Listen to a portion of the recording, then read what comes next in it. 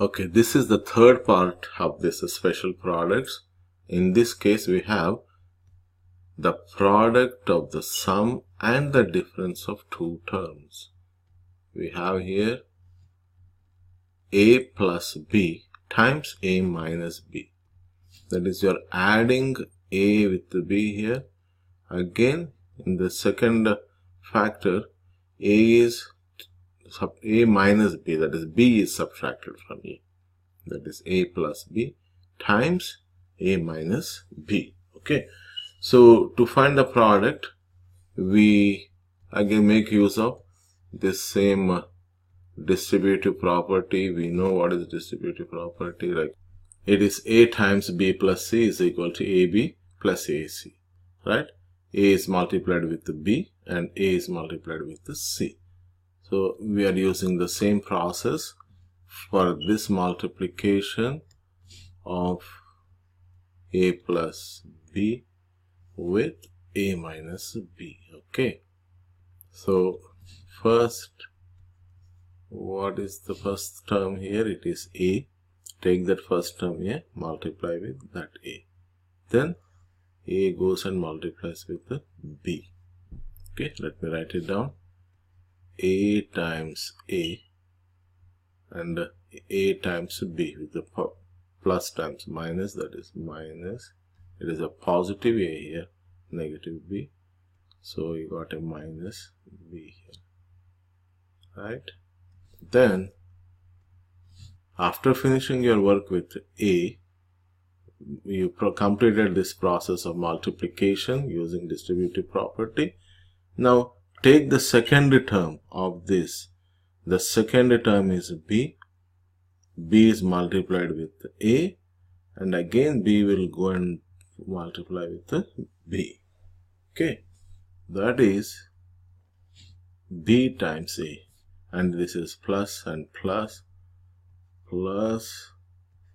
b times a, and plus times minus, a minus b times b, right? So a plus b, the sum times a minus b, that is a difference, is equal to, the product is a times a square, minus a times b gives you ab, plus b times a is ba. ba is same as ab because of that commutative property. I'll write ab, right? b times a is ba, which is equal to ab minus b square. Okay. Now, you can simplify this. A square minus ab plus ab minus b square. So this minus ab and plus ab, they'll get cancelled. One is the opposite of the other, the additive inverse of the other. That's why we cancelled out, leaving behind only a square minus b square. So a plus b times a minus b. So the product of these two factors is just a square minus b square. That's all. And it is very important. Third special product. And it is very easy to remember also. Like, we don't have to, like, not much is involved in this. So first plus second times first minus second is equal to square of the first minus square of the second. Let me use one example. X plus 5 times x minus 5 is equal to how much? Square of the first minus square of the second. See, this is a plus b times a minus b, right? Sum and difference. So I just square the first and I'll put a minus sign, have it in the formula, minus how much? B is 5, x square minus 5 square gives you x squared minus 25. One more example. 3x plus 4y times 3x minus 4y. So first, that is a plus b times a minus b. The result is a square minus b square. Okay. So what is your a? That is 3x, and I will square, minus what is your b? 4y, 4y, and square it. So 3x plus 4y times 3x minus 4y is equal to 3x square. You know 3x square means 3x times 3x, 3 times 3, 9 times x, x square, 9x square minus 4y times 4y, 4y times 4y, 4 times 4, 16, y times y square. So my answer is this 16y square. So on the whole, it is 9x square minus 16y square. And suppose if a product is given to you, given a product like, I'll write down here, x square minus 49. Find factors for this product, like it is in the standard form of a quadratic function and you are looking for factors. What are the factors of x square minus 49? And we know that x square minus 49 is 7 square. 7 times 7 is 49. And what is the formula? The third special product we learned just now. It is a plus b times a minus b is equal to a square minus b square. Sum times the difference is equal to square of the first minus square of the second. Right? That's what you have here. A plus b times a minus b is equal to a square minus b square. So if I have a square minus b square, then the factors of this a square minus b square, I can write it as a plus b times a minus b. First plus second times first minus second. I'll show it here.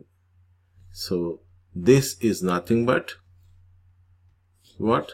X plus 7 times x minus 7. See, now you multiply, it will be x square minus 7 square. That's 49. And to complicate it a little bit, sometimes you will be asked to find this. Let us say 3x square minus 48. Write in the factored form. So now as it is, nothing is a perfect square. Like there you had 49, it was a perfect square and it was so very easy, you could do it. Now both of them are not perfect squares, but we can see that 3 is a factor of 3x square and 3 is a factor of 48 because 3 times 16 is 48. Hence, I can take that 3 as a factor outside, that is factor out 3, leaving behind x square minus 48 is 3 times 16, so 16 goes in. This is the opposite process of the distributive property, right? Taking out factors is nothing but the reverse process. Look, 3 times x square, 3x square, and 3 times 16, that's 48 with a minus sign. Now this is simplified. 3 times x square minus 16 is 4 square. It's a perfect square. That's why we simplified. And use this formula. A plus b times a minus b. In this case, what is A is X and your B is 4 and 3 is there outside. So 3 times X plus 4, like A plus B. 3 times X plus 4 times X minus 4. Okay. Let me take one final numerical example and we'll stop there. Okay. Just last one. Alright. Find the product.